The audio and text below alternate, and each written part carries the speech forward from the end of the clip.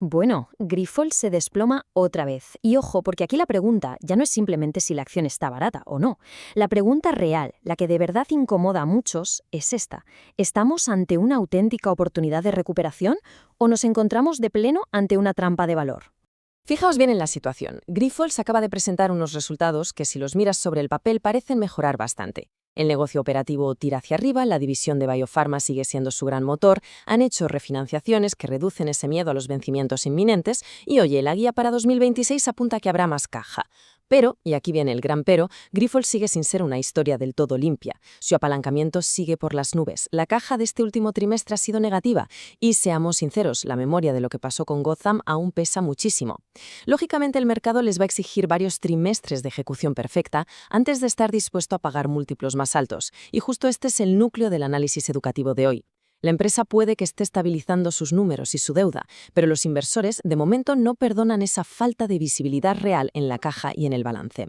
Entonces hablemos de los datos del primer trimestre de 2026. Vamos a meternos de lleno en los números, que es lo que de verdad importa. A ver, en este primer trimestre, la compañía presentó unos ingresos de 1.700 millones de euros. Eso supone un crecimiento del 3,3% a tipo constante. El EBITDA ajustado se quedó en 381 millones de euros. Su apalancamiento, según su propio acuerdo de crédito, se situó en 4,3 veces. Y aquí viene el dato que hace saltar las alarmas. El flujo de caja libre pre-imán del trimestre fue de menos 8 millones de euros. Negativo. Y justo aquí es donde vemos la gran contradicción. Por un lado tenemos lo positivo, ¿no? Biofarma creciendo a un ritmo del 6,8% a tipo constante. Las inmunoglobulinas subiendo en espectacular 15,3%. Además, el EBITDA ha conseguido mantenerse estable. Y eso que han tenido en contra el impacto del tipo de cambio y la fuerte presión de precios de la albumina en China. Por si fuera poco, han logrado refinanciar vencimientos de 2027 y mantienen una liquidez muy sólida de 1.573 millones de euros. Pero por otro lado, tenemos lo preocupante. Ese flujo de caja libre de menos 8 millones que os comentaba. Un ratio de apalancamiento de 4,3 veces que no deja dormir tranquilo a nadie. Siguen siendo hipersensibles al dólar, continúan sufriendo con los precios en China y al final dependen muchísimo de que su plan en Egipto y Canadá realmente consiga reducirles el coste por litro. Con todo esto sobre la mesa, la pregunta que nos hacemos como inversores es súper concreta.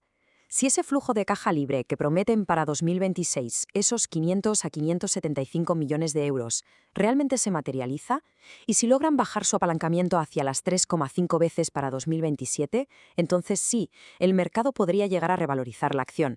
Pero mucho cuidado, porque si la caja vuelve a decepcionar, ese enorme descuento en bolsa puede quedarse ahí por mucho tiempo. Pasemos a analizar el negocio del plasma y sus barreras de entrada. Porque claro, para entender los números de Grifols, primero hay que entender muy bien cómo funciona su modelo de negocio global.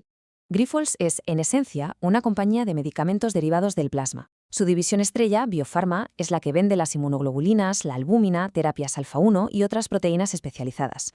Y la clave económica aquí, lo que tenéis que tener clarísimo, es que el plasma no es una commodity fácil de conseguir. Requiere una gigantesca red de centros físicos de recogida. Requiere donantes constantes. Requiere unos procesos de fraccionamiento industrial complejísimos y aprobaciones regulatorias súper estrictas. Y sobre todo, requiere tiempo. Todo esto, lógicamente, crea unas barreras de entrada enormes para cualquier nuevo competidor. Pero claro, también hace que sea un negocio muy intensivo en capital, que te obliga a tener niveles de inventario altísimos y que te hace súper vulnerable a cualquier cambio en la regulación sanitaria.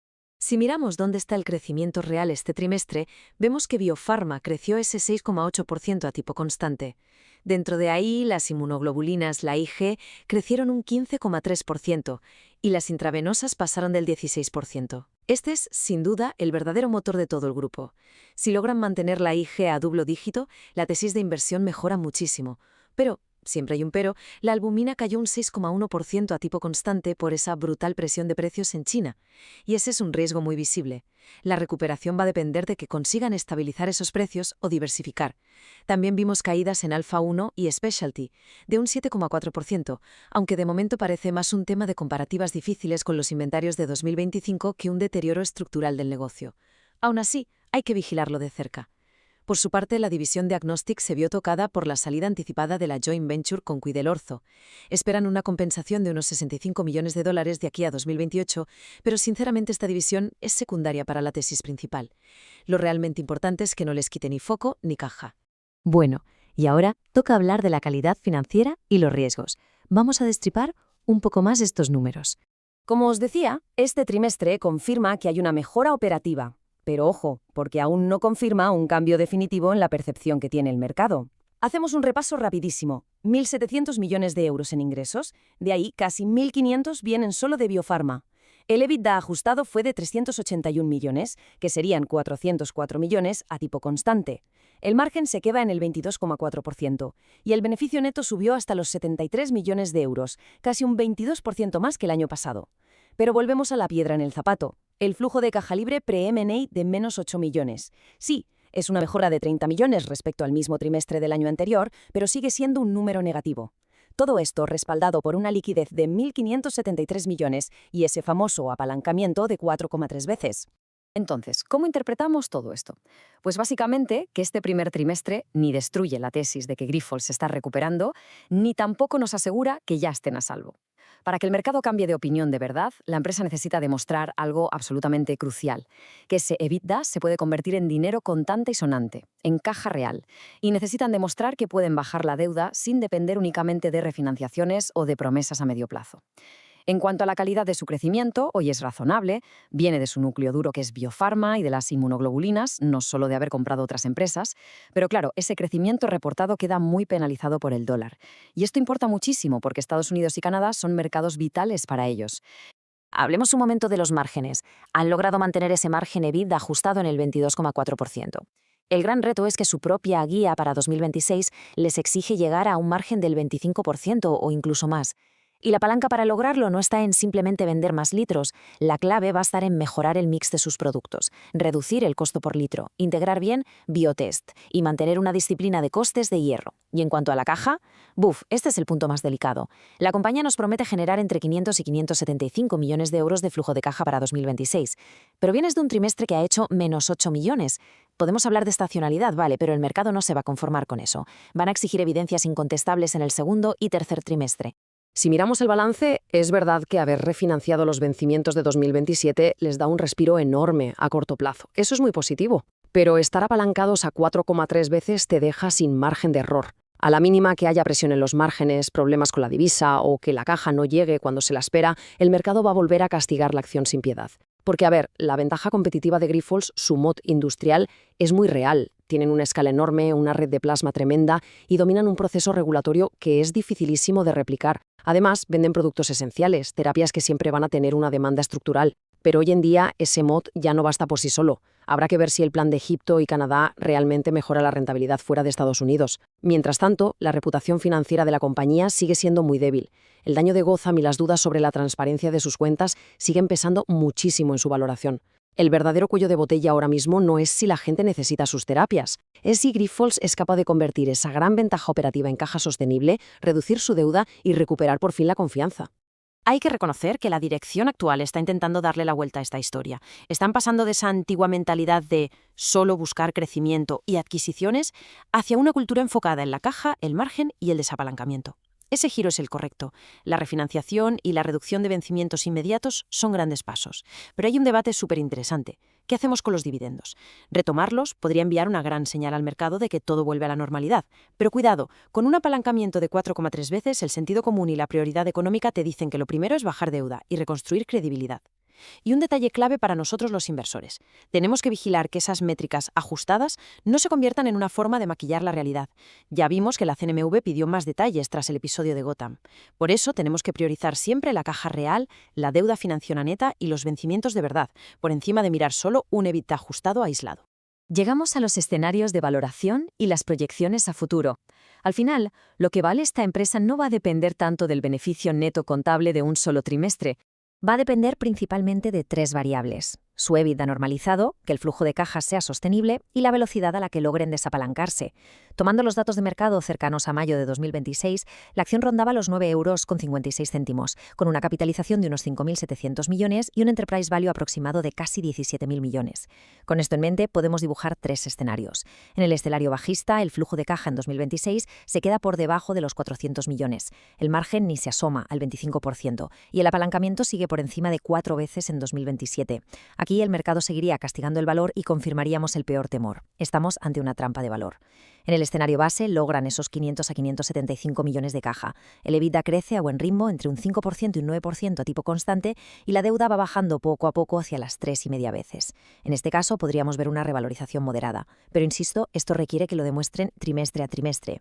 Y en el escenario alcista, las inmunoglobulinas siguen volando a doble dígito. El plan de Egipto es un éxito bajando costes. El margen supera el 25%, la caja se dispara y la deuda cae mucho antes de lo previsto. Si pasa esto, la confianza volvería de golpe y la acción recuperaría un múltiplo mucho mejor, porque caería drásticamente la prima de riesgo. Así que, en términos de valoración, nos quedamos con esta reflexión. No parece una empresa cara, siempre y cuando te creas a pies juntillas su guía de generación de caja y desapalancamiento. Pero desde luego tampoco es una ganga evidente. Ese enterprise value sigue estando hipercargado de deuda y eso hace que el capital propio sea extremadamente sensible a cualquier pequeño cambio en el EBITDA, en el coste de la deuda o en la confianza del mercado. Y con esto pasamos al veredicto final y a las banderas rojas que tenemos que vigilar muy de cerca. Porque sí, las banderas rojas son clarísimas.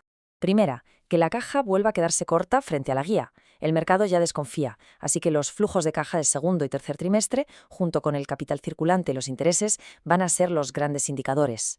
Segunda, el apalancamiento alto. Esto no les deja margen de error y presiona muchísimo la valoración. Tercera, la albúmina en China. Si los precios siguen bajo presión, van a limitar los márgenes de forma preocupante en esta segunda mitad del año. Cuarta, la fortaleza del dólar frente al euro, que siempre impacta de lleno en sus ingresos y EBITDA reportados. Quinta, todo el tema de la confianza y el gobierno corporativo. El fantasma del caso Gortam sigue muy presente. Y sexta y última, el famoso plan de Egipto y Canadá. Tienen que demostrar que de verdad logran reducir ese coste por litro mirando los volúmenes recogidos y el margen bruto. Si pasamos todo esto por nuestro scorecard, Grifols obtiene una nota ponderada de 3,43 sobre 5. Fijaos cómo se reparte. En calidad del negocio sacan un sólido 3,8. En la durabilidad de su foso competitivo, un 3,7. Pero la fortaleza financiera suspende con un 2,8. La gestión y asignación de capital se queda en un 3,1. La valoración y el margen de seguridad obtienen un 3,4. Y la claridad de los riesgos un 3,6. La interpretación de este 3,43 es bastante sencilla. Nos encaja perfectamente con una oportunidad de recuperación que desde luego merece seguimiento, pero no es la típica acción compounder tranquila para comprar y olvidarse. La tesis exige que nos demuestren las cosas con hechos. Por tanto, nuestro veredicto de inversión es una acción atractiva para tener en watchlist con un claro sesgo contrarian. Grifols puede ser muy interesante si eres de los que cree que el mercado ha sido demasiado duro castigando al pasado y confías en que la caja de 2026 a 2027 logrará reducir la deuda de una forma verdaderamente tangible. Pero recordad, el margen de seguridad aquí no se mide solo porque el precio esté bajo. Debe medirse por la probabilidad real de que ese flujo de caja prometido llegue de verdad. Para que esta tesis funcione tienen que ser verdad varias cosas. Primero, que Biofarma siga sosteniendo el crecimiento, que las inmunoglobulinas no se frenen, que la situación en China deje de deteriorarse, que los planes en Egipto y Canadá bajen los costes reales, que cumplan esa famosa guía de caja para 2026 y que el apalancamiento baje al 3,5 para 2027. ¿Y qué nos haría cambiar radicalmente de opinión? Pues ver otro trimestre con una caja débil y sin una buena explicación, que la deuda neta vuelva a subir, que los márgenes se deterioren, retrasos en Egipto o cualquier nueva presión regulatoria contable, o incluso ver una política de dividendos que empieza a competir con la urgencia de reducir la deuda. Así que apuntaos estas métricas para vigilar de cerca. Flujo de caja libre pre-M&A en 2026 tienen que mostrarnos un camino clarísimo hacia esos 500 a 575 millones. Una señal malísima sería ver un segundo trimestre flojo sin recuperar el capital circulante. Apalancamiento necesitamos verlo bajando hacia las 4,0 veces o menos en 2026 y hacia el 3,5 en 2027. Si se estancan por encima del 4,3, muy mala noticia. Margen EBITDA tiene que apuntar al 25% en 2026. Quedarse estancados en el 22 o 23% sin mejorar sería una decepción. Crecimiento de las IAGs. Queremos seguir viéndolo en doble dígito o como mínimo en un dígito simple alto. Una desaceleración brusca sería fatal. Albúmina en China. Necesitamos ver estabilización tanto en precio como en volumen. Y finalmente los intereses de la caja tienen que estar en línea o mejorar respecto a 2025. Si el coste financiero vuelve a subir, tendremos problemas. Así que la conclusión final de todo este análisis es esta. Grifols no es una historia rota, siempre y cuando logre cumplir con sus propias guías. Pero tampoco es una historia limpia, al menos no mientras el dinero en la caja y la reducción de la deuda no hablen muchísimo más fuerte que las simples promesas. Y por supuesto recordad que esto no es ninguna recomendación de inversión, es un análisis puramente educativo basado en información pública y siempre poniéndonos en escenarios conservadores. Aseguraos de actualizar siempre los datos de mercado antes de tomar cualquier decisión.